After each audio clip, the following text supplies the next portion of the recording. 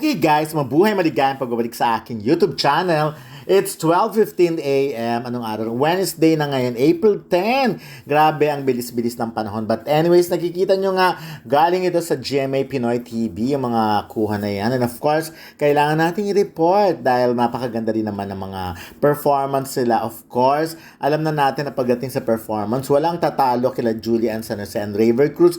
Parehong magaling kumanta, parehong magaling sumayaw. Sabi nga silang dalawa pa lang, kayang-kaya nang mag-carry ng show, magdala ng isang buong show. Kasi ganun sila kabongga talaga. Performer talaga. Anyways, alam naman natin si Julie galing sa mga kontesero talaga siya nung bata. At si Raver galing sa angka ng mga artist. And of course, eto naman si Bianca Umali and of course si Ruru Madrid. Si Bianca, ayan, nakita nyo naman kung gaano kabongga magsayaw. Talagang no question. Pagdating sa singing siguro medyo hindi. Pero pagdating sa dance, walang kokontra. Walang magsasabing hindi siya magaling. Talagang all out din siya. So si Ruru naman can sing and can dance and can act, of course. Si Ruru kasi nakita naman natin sumali siya sa contest sa GMA, di ba?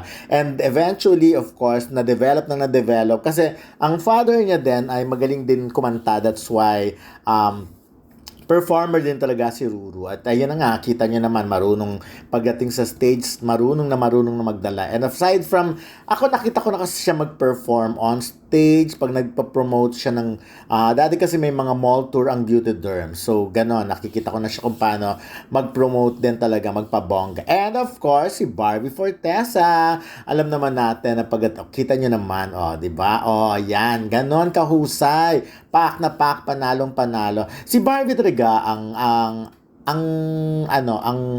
image ng isang artista talaga. Siya talagang artista, yung pwedeng mag-artista. Talagang itsura-wise at performance-wise, marunong kumanta, marunong sumayaw. Lahat alam niya, di ba? So, eto naman si David Licauco. Of course, ito yung pinagtatalunan sa Twitter. Nakakaloka. Ang dami-daming nagigig. Ito yung favorite topic nila kasi nga daw dumayo pa raw ng Canada si David para magpakita ng ganyang energy. But you know what? Kung titignan mo yung reaction ng mga netizens sa kanya, they don't care. Lalo yung mga fans nila. Sabi nga nila, kahit na laitin pa ng ilang milyon si David na ganyan siya, hindi mawawala ang paghanga nila kay David. But anyways, ayun na nga. So wala tayong magagawa. Alam naman from the start, sinabi naman ni David Licauco na he's not, hindi siya singer, hindi siya talaga dancer, at talagang kung tutusin, modeling ang gusto niya and acting na rin. But of course, eventually, kailangan talaga sabakan dahil napupunta nga siya sa Love Team. Kung di naman siya napasabak sa Love Team, I'm sure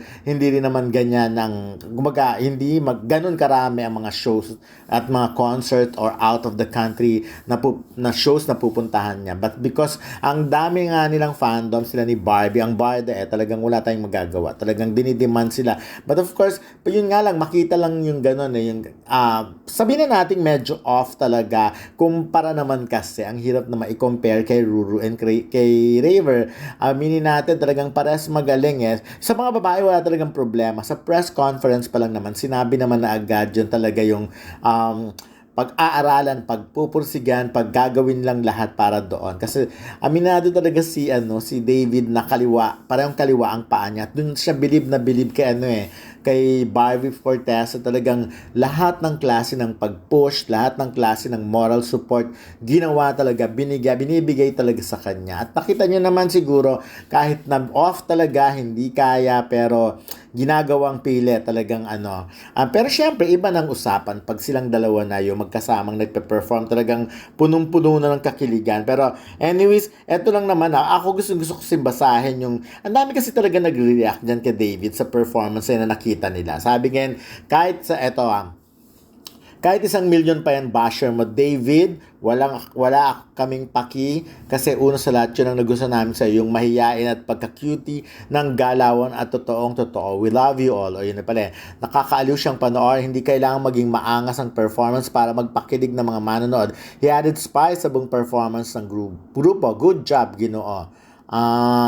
Di ba kahit tumayo lang to at konting galaw-galaw, lakas na ng dating. Yon, ang cute naman. Congrats David, keep up the good work. Suwabe lang. So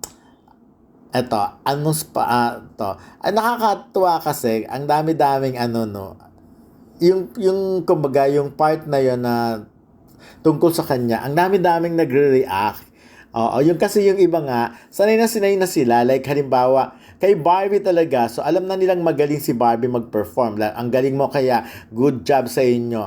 Ang galing-galing ni Barbie, kay kumanta, yan, ano yan. Pero ang napansin nga kay Barbie, yung kilikili niya na sobrang puti, sobrang kinis. Lalo, in person naman talaga, sobrang puti at sobrang kinis. Of course, ganun din kila puro pagbati, had a personal encounter with Druka during the taping of mabait sila, mas na-appreciate ko na sila during the Sparker. Galing din nila mag-perform. So, ayan. Of course, but anyways, ito nga palang anong sabi ng Sparkle. Umaapaw nga ang pagmamahal suporta ng mga Pinoy sa Canada kina Julian Raber, Barbie, David, Bianca, Ruru. Kitang-kita sa mga photo, video, yun na nga. At hindi naman nabigo ang mga supporter nila dahil all out ang naging performance nila. So kung babasahin mo nga ang comments, congrats for successful concert. What an experience for you while here in Toronto. Enjoy your stay here. Ayun. At nakakatawa na si Barbie nga pa, si David nga pa, hindi, Barbie tuloy. Si Julian at si Raber ay kasama nga palang nanood. Nag-abang sila na Eclipse. To talagang Eclipse. Nakakatawa kasi yung sagutan na Eclipse with you, sagot naman ni Raver kay Julie. Di nakakatawa yung dalawa. Every time, mabibigyan lang ng chance na makapag sila sa social media. Talagang mafe-feel mo yung pagmamahal nila sa isa't isa. Yun. So, well, sabi nga mapapasaan na all ka na lang pag si Julian at Trevor na talaga ang naglalambingan sa social media. But then anyways, ayun, going back kay kay Aya, nakakatawa man talaga. Actually, nakadagdag fun naman talaga yon. Kasi syempre, di ba, kahit yung minsan talaga ganun, kung wala sa tono, wala sa tempo, yun ang mas nakakapagbigay aliw sa mga manonood. Yun na lang for